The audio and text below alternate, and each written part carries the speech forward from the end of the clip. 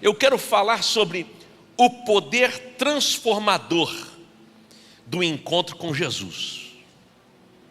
Você tem um encontro com Jesus e algo vai acontecer. Não é um encontro religioso, filosófico, ideológico.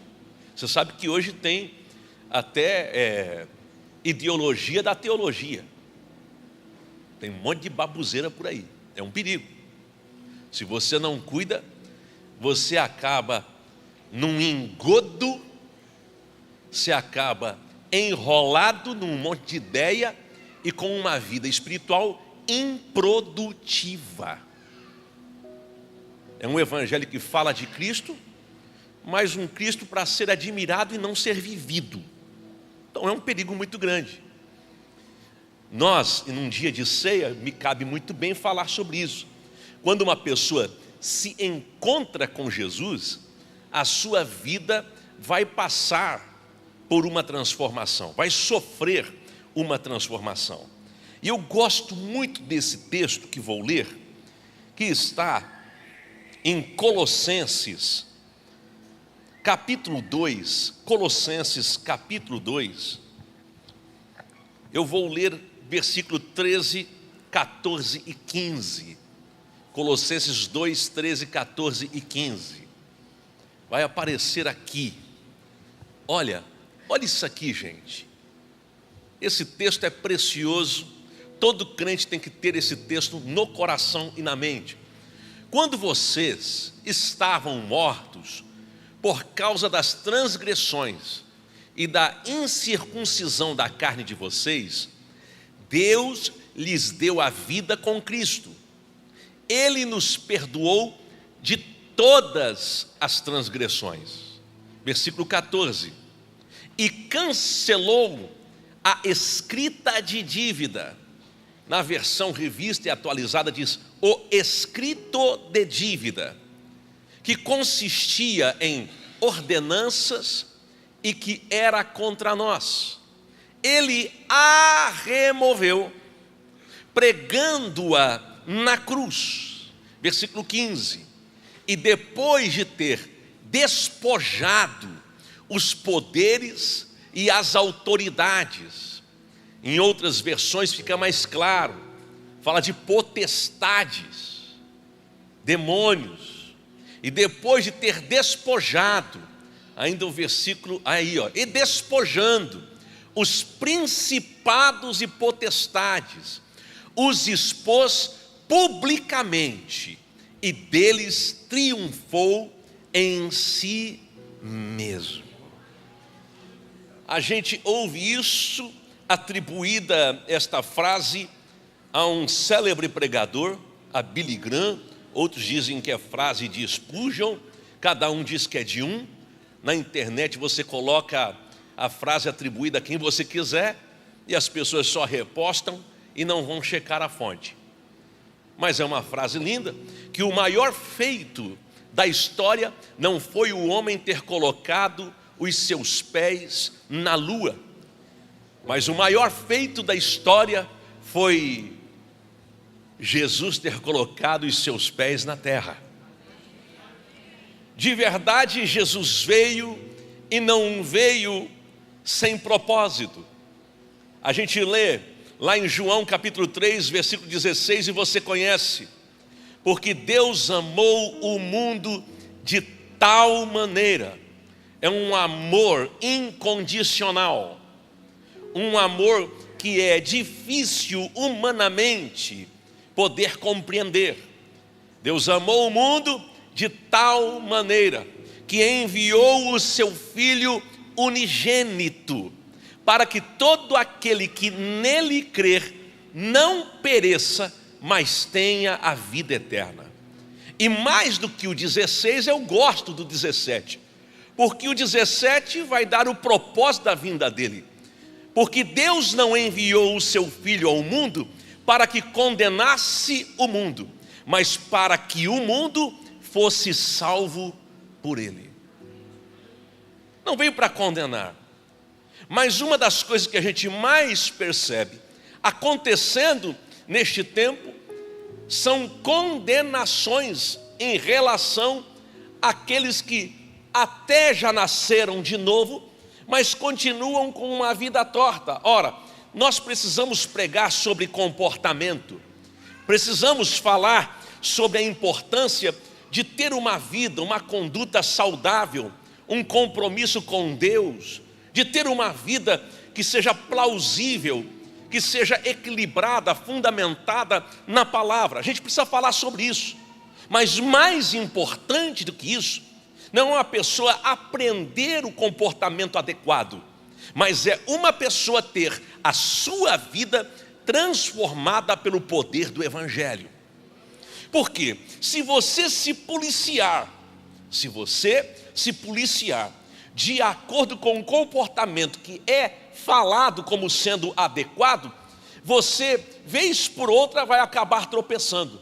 Mas quando você tem um encontro profundo e real com Deus, quando você permite que o Evangelho adentre o seu coração, que Deus, através do seu Espírito Santo, faça morada dentro de você, tudo vai ficar mais fácil, tudo vai ficar mais tranquilo. Você apenas vai fluir. Pode errar? Pode. Pode tropeçar? Pode, e faz parte. Mas você não fica caído, porque você sabe que agora a sua identidade não é mais a mesma. Esse texto aqui é extraordinário. O apóstolo Paulo escreve esta carta aos irmãos de Colossos, e uma das coisas importantes a serem observadas é que Paulo nunca esteve lá, não conheceu esses irmãos de forma presencial. Se você olha o capítulo 2, o primeiro versículo, você vai perceber isso. Ele está enviando e dizendo: olha, não só a vocês, mas também a Laodiceia e outros irmãos, eu não tive o privilégio de vê-los face a face. Mas não é porque ele não teve o privilégio de vê-los face a face que ele deixa de escrever. Ele escreve, ele pontua, ele fala sobre coisas importantes.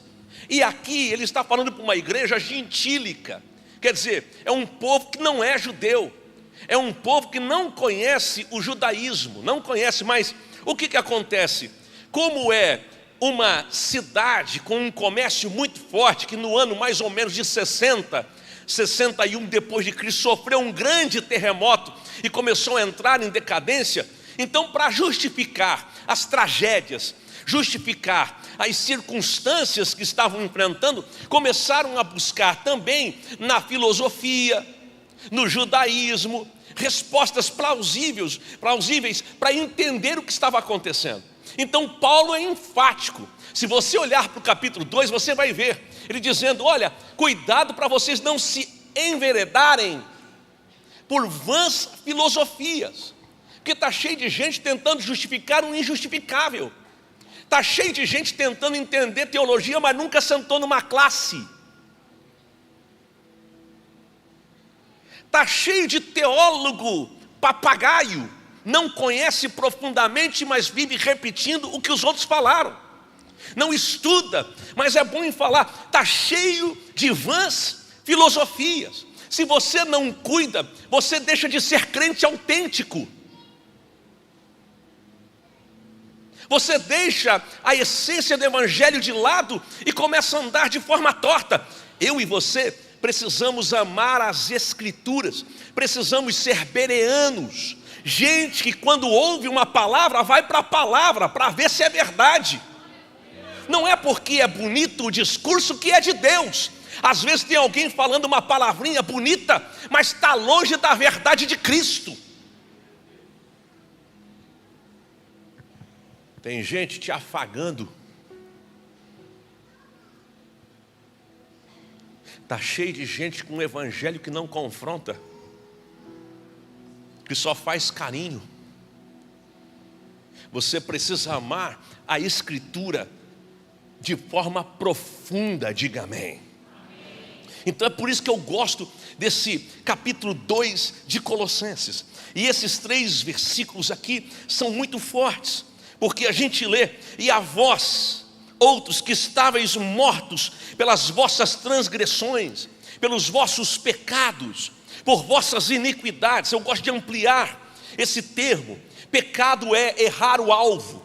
Quer dizer, você sabe para onde está indo, mas porque foi tentado, porque alguma coisa te chamou, você se distraiu, você acaba errando o alvo. E é incrível isso. Um dia eu fui brincar de basquete com o pastor Fabrício. Pastor Fabrício, que está lá em Orlando, cuidando da Mais de Cristo, em Orlando, na Flórida.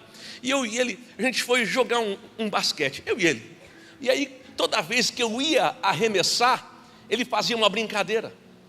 Antes de ele fazer a brincadeira, eu acertava tudo. Mas quando ele começou a fazer a brincadeira, Galvão, eu comecei a errar todas as cestas. Eu dizia, para com isso. E era divertido, porque daí eu errava, ele ria, eu ria. E aí o que era para ser, tipo assim, uma coisa de competitiva, se tornou uma piada. E eu fiquei olhando, dizendo, meu Deus, eu estava acertando tudo. E agora, quando eu vou, ele faz, e eu erro. Pois às vezes você erra só por falta de um pouquinho de cuidado, um deslize, uma distraçãozinha. Então, pecado é errar o alvo. Agora, transgressão não, transgressão é diferente. O que é transgressão, pastor? É quando você sabe o que é certo, mas escolhe fazer errado. Transgressão é quando você sabe o que é certo, mas você escolhe fazer errado, ir por outro caminho. E o que é iniquidade? É quando o seu erro se torna hábito. É quando você mergulha naquilo, e aí daqui um pouquinho, você nem tem mais temor em pensar que isso aí está te afastando de Deus. Aí é um problema muito grande. Então ele está dizendo, nós estávamos perdidos, nós estávamos como? Mortos. O que tinha para a gente senão uma morte eterna, por conta dos nossos pecados, transgressões e iniquidades. E pela incircuncisão da vossa carne, vos deu vida juntamente com ele. Olha o que Jesus fez, perdoando todos os nossos delitos, todos os nossos pecados, todas as nossas transgressões, todas as nossas iniquidades. Ele nos deu vida, perdoando. Eu gosto desse versículo aqui, tendo cancelado o escrito de dívida. Tendo cancelado o quê? O escrito de dívida. Escrito de dívida. Veja bem, eu gosto disso. Dizem que foi Lutero. Não sei se foi Lutero, daqui um pouquinho eu conto a história. Mas vamos lá. Dizem os antigos que era comum, toda vez que você ficasse devendo para alguém. Quem aqui lembra daqueles caderninhos que tinham na padaria, para anotar o que você comprava para pagar no final do mês? Quem lembra disso aí? Quem lembra? Seja bem-vindo, terceira idade. Eu me lembro disso, eu me lembro. Gente, eu me lembro disso, eu me lembro. Aliás, eu e a pastora Vitória, a gente foi a Urubici uma vez, e quando a gente estava indo embora, pagando umas coisas que compramos num mercadinho, a gente olhou no caixa do lado, a mulher perguntando, é para anotar? Sim. E aí começou a anotar no caderninho, eu fiquei olhando e disse, caramba, Jesus, como? Ainda anota no caderninho. Mas tinha o caderninho, o caderninho abençoado. E você dizia, eu tenho que pagar o rancho do mês passado. Era o caderninho. Agora, dizem que quando você ficava devendo, o dono do caderninho pegava a cópia, ou até o que era original, levava na sua casa e dava um prazo para pagar. Então tinha um lugar na sua casa, como tem para muita gente um lugar na geladeira, onde coloca as contas para não esquecer, mas tinha um lugar em sua casa, onde aquele escrito de dívida, onde aquela folha, com o compromisso que você tinha para tal data, ficava a fim de te lembrar que você tinha uma conta para ser paga. Imagine, o pai de família, antes de sair, olhava para aquela parede e sabia, tem um compromisso para tal dia. Voltava para casa, tem um compromisso para tal dia. E quando o tempo de pagar passava, o credor vinha. E escute, esse negócio de agiota não é só desse tempo. Agiota, credor daquela época e desse tempo, não tem misericórdia. E ele chegava lá e dava ultimato. A gente tem registro bíblico de coisas assim. Por exemplo, a viúva de um dos profetas, que vai pedir ao profeta: o que faço para pagar a dívida, porque o meu marido, que era teu servo, morreu, e agora os credores vieram e querem levar meus filhos como servos, escravos. E aí o profeta diz: diga para mim o que é que você tem em casa. E ela disse: uma botija de azeite. Você conhece a história. E no final das contas ela paga a dívida. Por quê? Porque havia um escrito de dívida. Se ela não cumprisse, se ela não pagasse, os seus filhos seriam levados como escravos. A coisa era séria. E o apóstolo Paulo, quando diz que o Senhor pegou o escrito de dívida que era contra vocês, ele está dizendo o seguinte: olha, por causa dos vossos pecados, iniquidades, transgressões, por causa das suas dívidas, e aliás Jesus ensinou a orar no Pai Nosso: perdoa as nossas dívidas, como nós perdoamos aos nossos devedores. Então ele está dizendo o seguinte: e o escrito de dívida que eram contra vocês, e que era de direito, para que o credor viesse e cobrasse, e que era de direito, de que o credor podia entrar na tua casa e pudesse então tomar os teus filhos.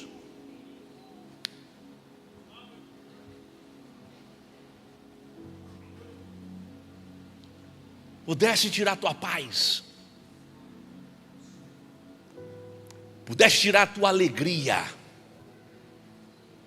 pudesse tirar o sentido da vida, o propósito da tua existência, o escrito de dívida. É por isso que tem gente que tem tudo ao mesmo tempo não tem nada, porque tem um escrito de dívida enorme. Mas o apóstolo Paulo é enfático: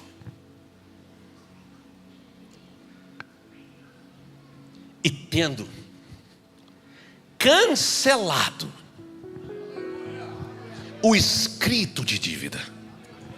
O apóstolo Paulo está dizendo o seguinte: tudo que era condenação que vinha contra nós, por causa dos nossos pecados, iniquidades, transgressões, ele cancelou.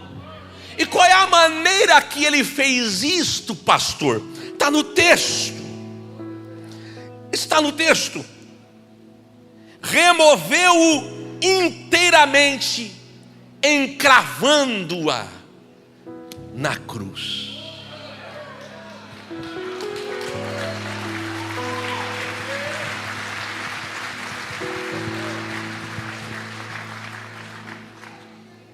Ele vai e pense no teu coração como uma casa.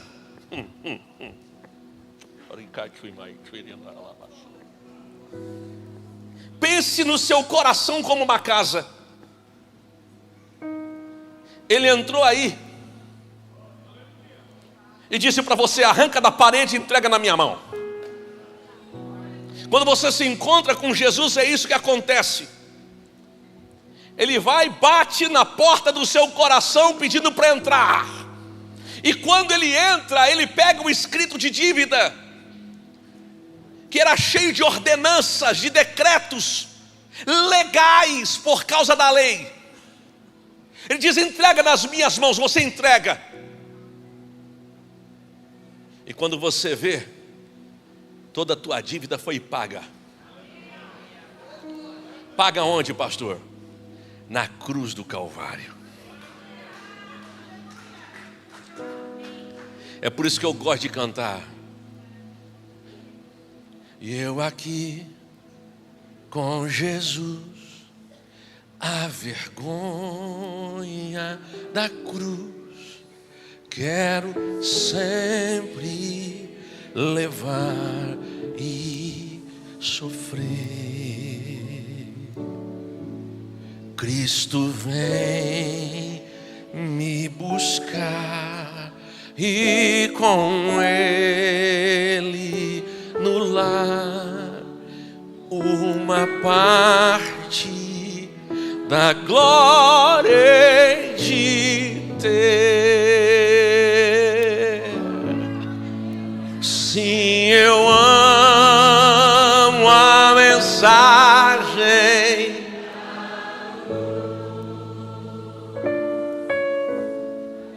até morrer, eu a vou proclamar.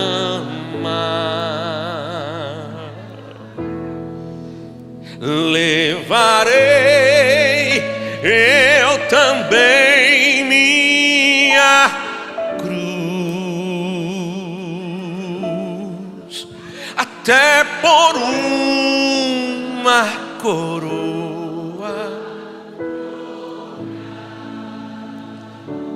Escute o que eu vou dizer. O que era contra você se tornou contra o credor.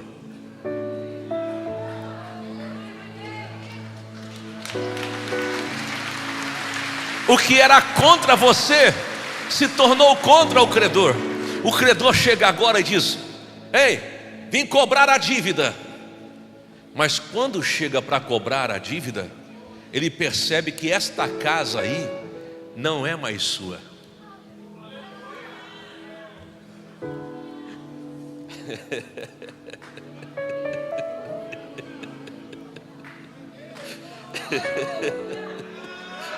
Ele vem cobrar a dívida, mas quando ele chega para cobrar a dívida, ei, quero falar com o dono da casa. Não, mas calma aí, ele não mora mais aqui. Como assim? Ele morreu. Morreu. Está no texto, pastor? Está no texto? Ah, eu gosto disso. Está no texto. O versículo 12, que antecede o que a gente leu. Tendo sido sepultados juntamente com ele no batismo, no qual igualmente fostes ressuscitados, mediante a fé no poder de Deus, que o ressuscitou dentre os mortos. O apóstolo Paulo está dizendo o seguinte: quando você se encontrou com Jesus e desceu as águas, você morreu para a sua vida e agora ressuscitou em Cristo. Quando o inimigo vem cobrar, você diz: esta casa não é mais minha, eu moro aqui, mas eu nem sou mais dono de mim. Ué, quem é que mora aqui? Senão aquele que ressuscitou e vive para todo sempre, senão Jesus Cristo de Nazaré. É por isso que o próprio apóstolo Paulo disse: já não sou eu quem vive, mas Cristo vive em mim.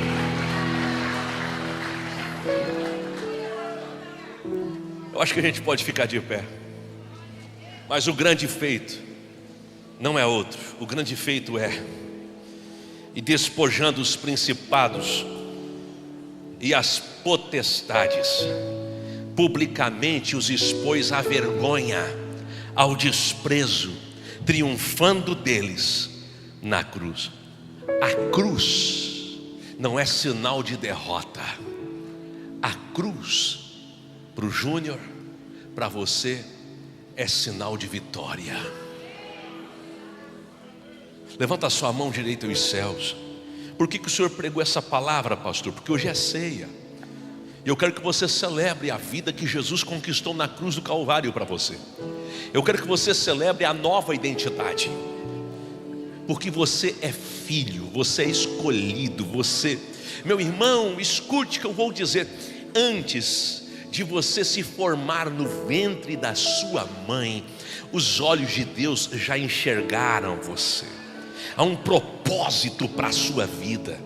Deus escolheu você antes de você nascer. Você não chegou neste dia, no dia 1º de junho de 2025, por acaso. Quantas pessoas você viu que partiu desta terra antes de você? Se você está vivo, é porque tem um propósito, tem uma história para você viver, tem um plano infalível de Deus para a sua vida. É porque Deus quer olhar para você e enxergar em você o Filho dele. E começa pelo quê? Pelo sangue derramado. Ele não pode ver os teus delitos, os teus pecados, porque quando olha para você, ele vê Cristo, o Cristo crucificado e que ressuscitou. Ele vê que o sangue do seu Filho amado, Jesus Cristo, tem poder para te perdoar, não de alguns, mas de todos os pecados. Em todo esse lugar, levante as suas mãos, diga uma palavra de gratidão ao Senhor agora. Enquanto os nossos obreiros vêm para a ceia, os teus algozes, os teus credores se frustraram diante de um Cristo ressuscitado. Os teus credores pensaram que era o teu fim, mas na cruz veio um novo começo para a sua vida. Oh, aleluia! Em todo esse lugar, se você precisa derramar o seu coração e dizer: Senhor, me toca, me limpa, porque às vezes, meu irmão, minha irmã, não é uma questão só de pedir perdão, mas é pedir que o Senhor limpe, porque você sofre uma enxovalhada de pensamentos destrutivos, de pensamentos até na primeira pessoa que não é de você, mas é influência maligna.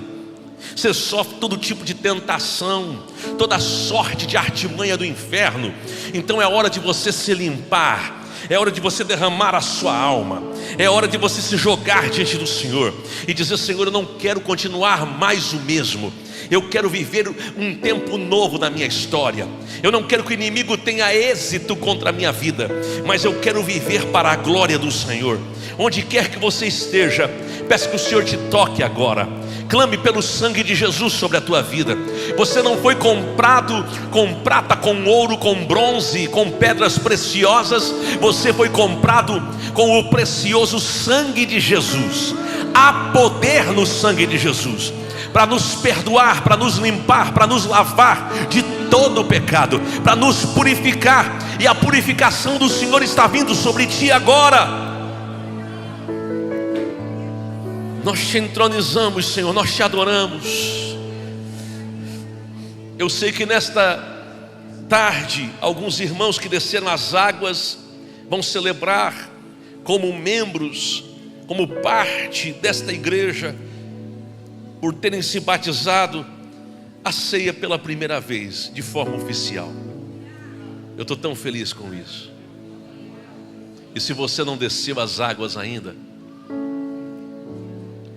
a palavra de Deus diz: quem crer e for batizado será salvo, mas quem não crer será condenado. Se você não desceu ainda, se prepare para, tão quanto próximo pode, descer as águas do batismo. Mas nós vamos celebrar a ceia hoje, diga amém. Em todo esse lugar, os elementos de ceia serão distribuídos. Você vai segurar na sua mão e no final nós vamos orar juntos, consagrando ao Senhor, e vamos celebrar a ceia. Se você não desceu as águas ainda, não tem problema, apenas continue